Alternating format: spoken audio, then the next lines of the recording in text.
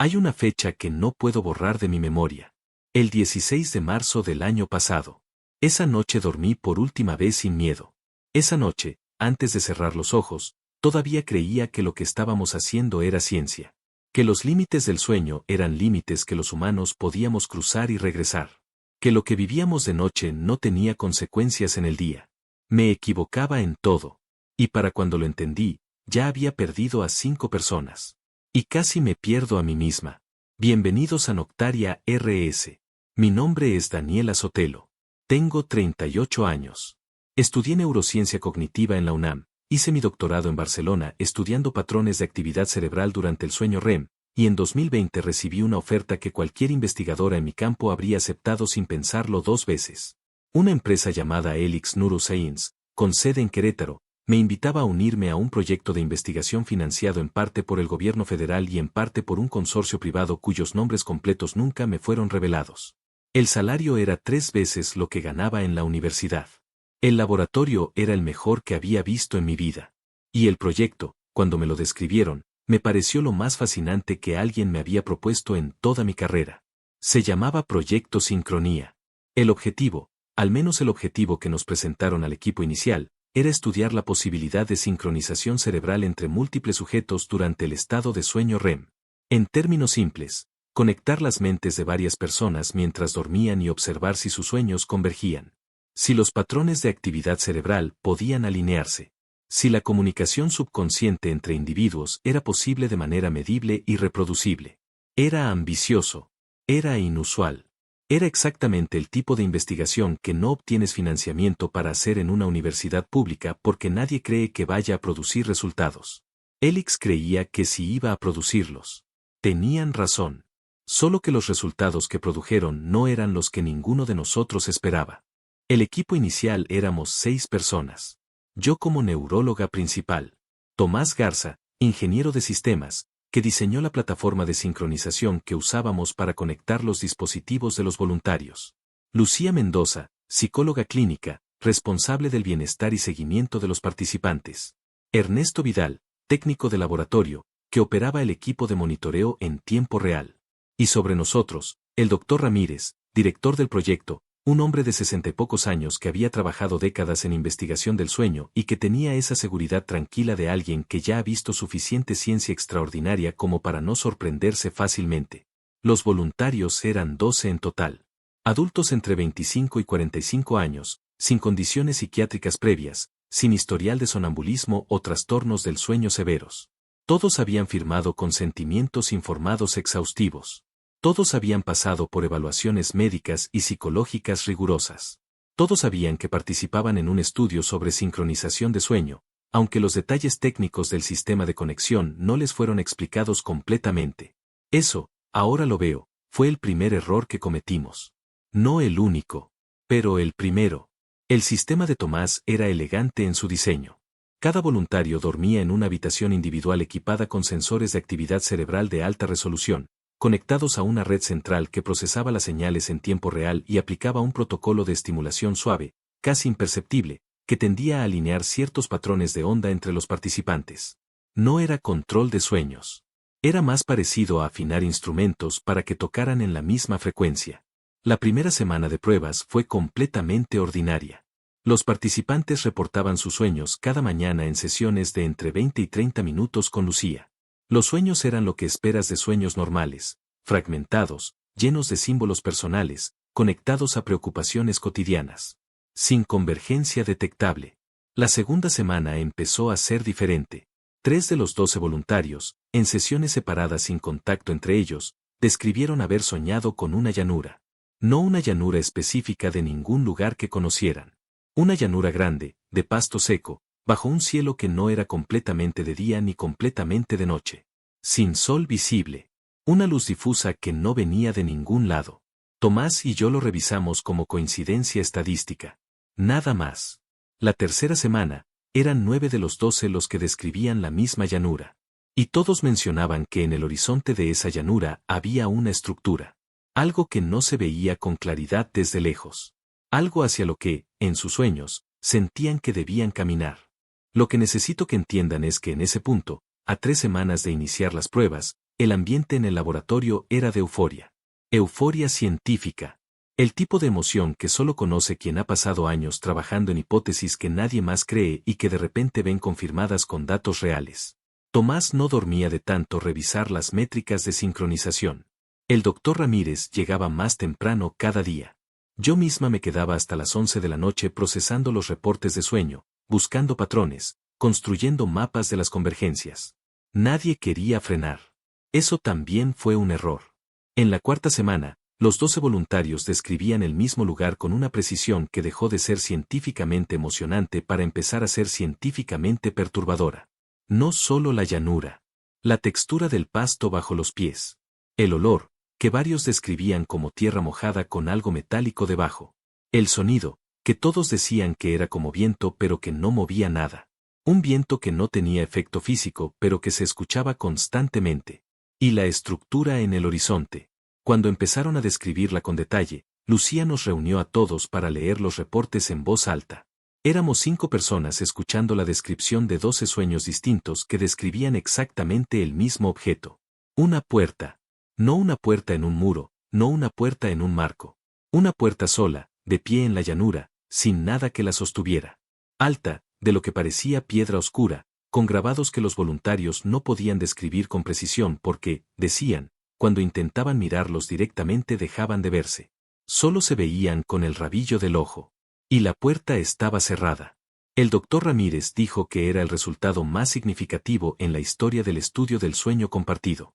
Que estábamos ante evidencia de que la mente humana, bajo las condiciones adecuadas, podía construir espacios colectivos coherentes.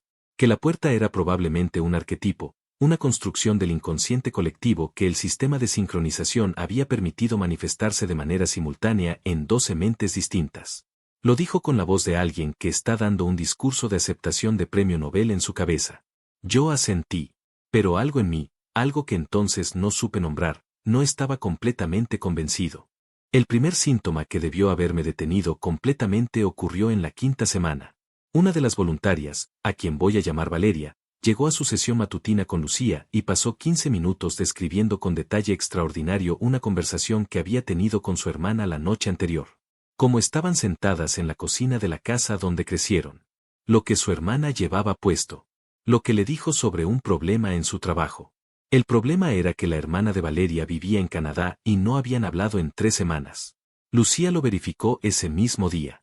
Llamó a la hermana. La conversación que Valeria describía nunca había ocurrido. Pero Valeria la recordaba con la nitidez de un recuerdo real. No como un sueño. Como algo que había pasado. Lo documentamos como un episodio de confusión entre memoria de sueño y memoria real. Algo que puede ocurrir, especialmente bajo protocolos de sueño intensivo como el nuestro. Lo anotamos en el expediente de Valeria y seguimos adelante. 2 días después, otro voluntario, Marcos, no reconoció a su esposa cuando ella vino a recogerlo al final de una sesión. No como si la hubiera olvidado.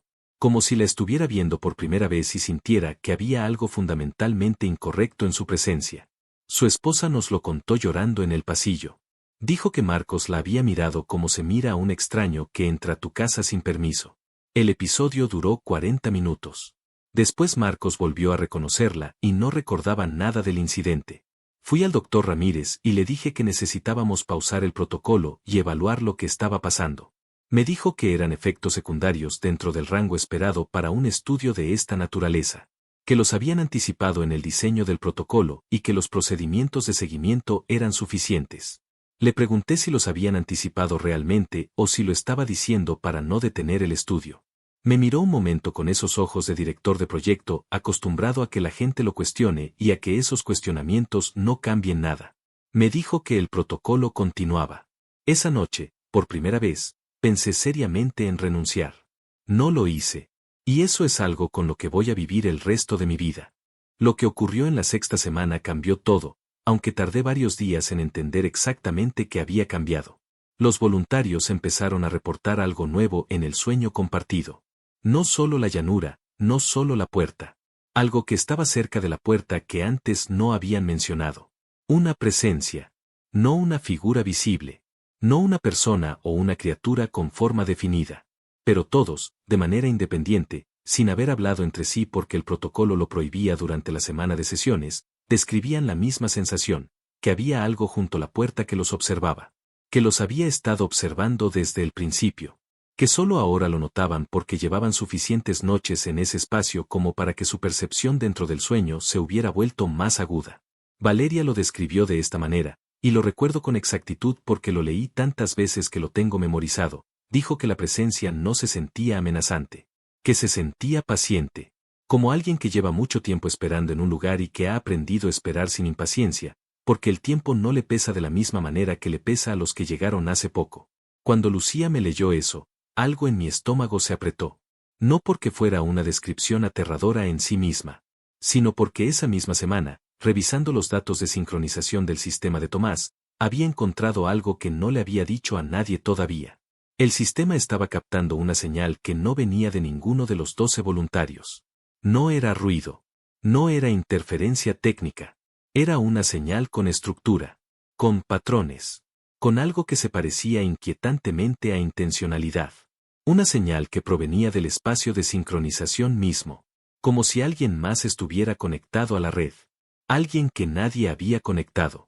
Alguien que se había conectado solo. Tomás tardó 2 días en confirmar lo que yo había encontrado. Nos reunimos en su oficina, con la puerta cerrada, y me mostró los análisis que había hecho por su cuenta. La señal no solo existía, tenía antigüedad.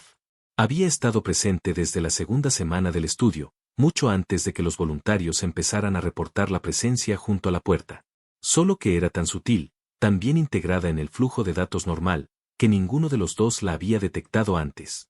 Tomás me dijo algo que no he olvidado.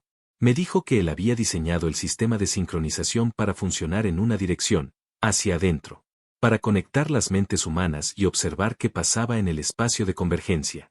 Pero que lo que los datos le estaban mostrando era que desde hacía semanas algo usaba ese mismo sistema en la dirección contraria. No para entrar al espacio compartido, para observar desde el hacia afuera, hacia los voluntarios, hacia el laboratorio.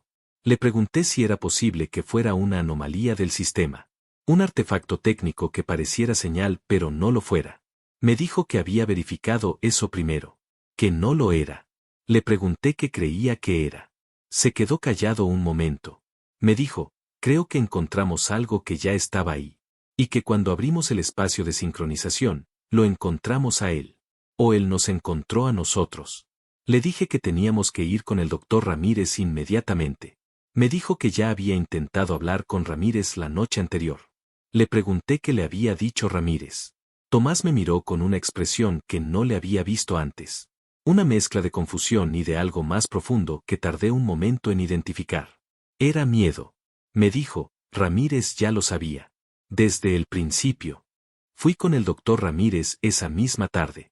Entré a su oficina sin llamar y cerré la puerta.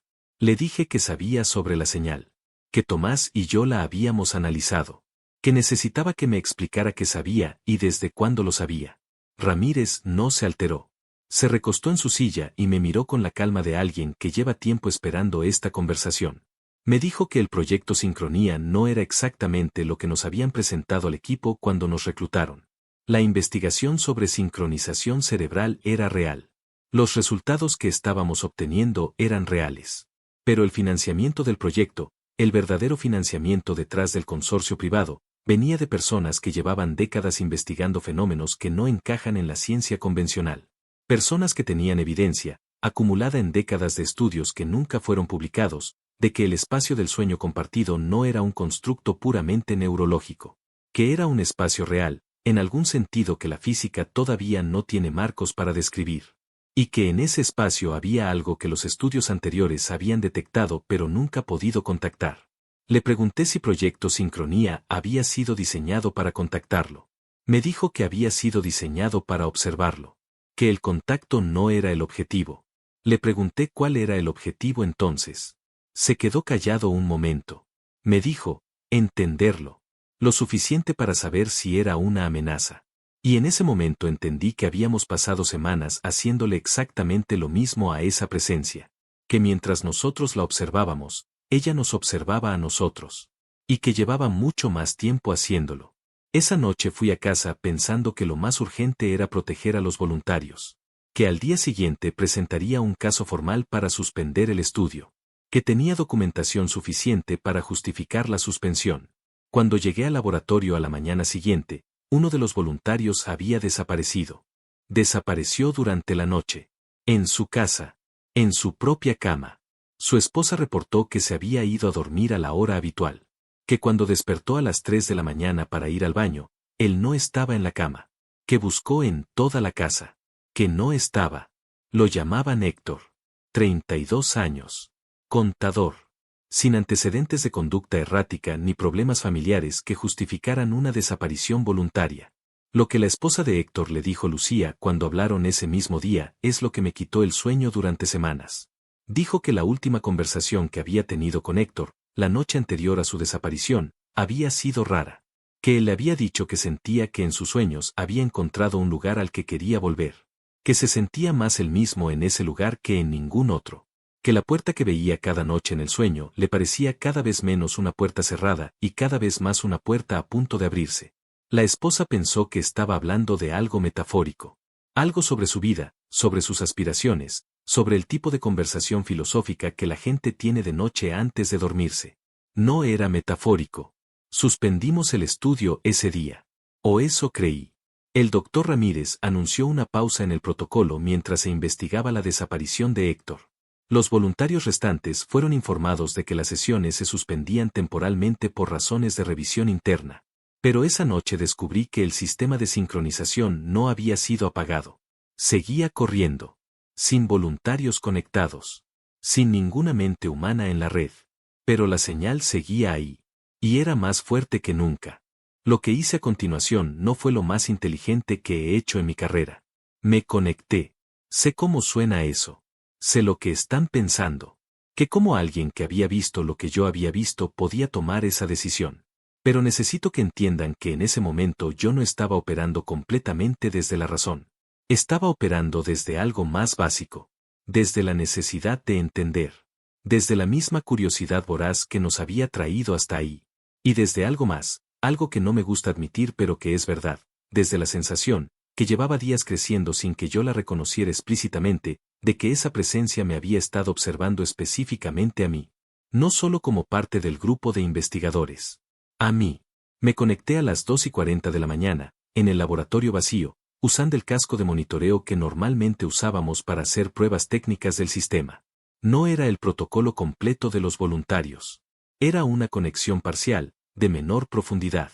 Suficiente. El espacio compartido era exactamente como lo describían los voluntarios. La llanura. El pasto seco. La luz que no venía de ningún lado. El viento que no movía nada. Y en el horizonte, la puerta. Caminé hacia ella. No sé cuánto tiempo caminé en el sueño. El tiempo no funciona igual ahí. Puede haber sido minutos o puede haber sido mucho más.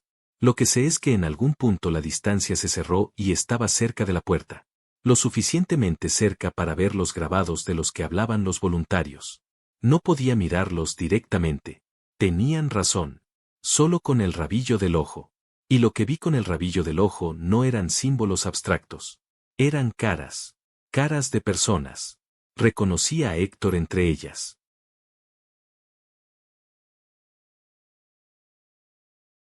Me desperté antes de que pudiera seguir mirando.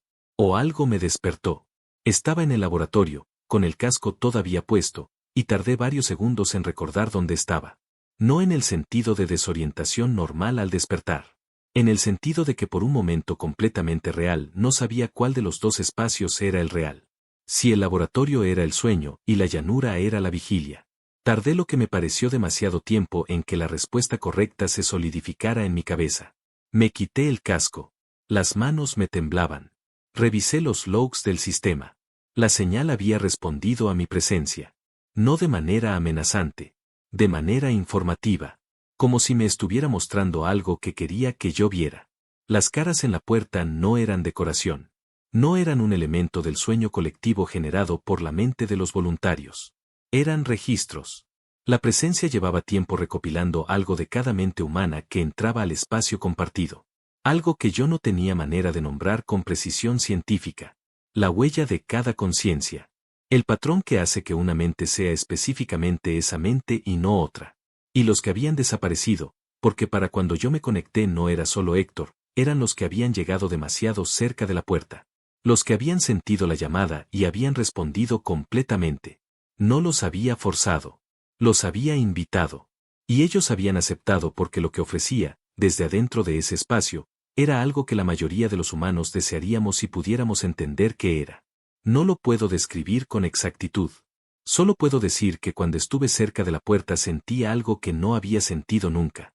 Como si hubiera una versión de mí misma en ese espacio que era más completa que la que existía aquí afuera. Como si la puerta prometiera una forma de estar que no tiene las limitaciones de ser humana. Entendí perfectamente por qué habían ido. Entendí con la misma claridad que yo no podía ir. No todavía. Desaparecieron 4 más antes de que pudiéramos cerrar completamente el sistema. No en el laboratorio. En sus casas, en sus noches, en sus camas. Personas que habían sido voluntarios del estudio y que seguían soñando porque el espacio compartido, una vez establecido, no desaparece cuando se apaga el equipo. Habíamos construido un canal. Y el canal seguía abierto porque no lo habíamos construido nosotros solos. 5 desapariciones en total. Cuando confronté al Dr. Ramírez con los logs que había extraído en mi noche conectada, con los análisis que mostraban que el sistema había estado funcionando sin su autorización explícita durante días, su reacción no fue la que yo esperaba. No negó nada. Me dijo que sabía. Me dijo que las personas detrás del financiamiento llevaban décadas buscando esto. Que habían financiado estudios anteriores que habían llegado cerca pero nunca lo suficiente. Que Proyecto Sincronía había funcionado más allá de cualquier expectativa.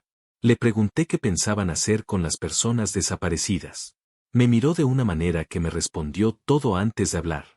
Ramírez no consideraba las desapariciones como un fracaso del proyecto. Las consideraba como un resultado. Salí de su oficina y llamé a Lucía desde el estacionamiento.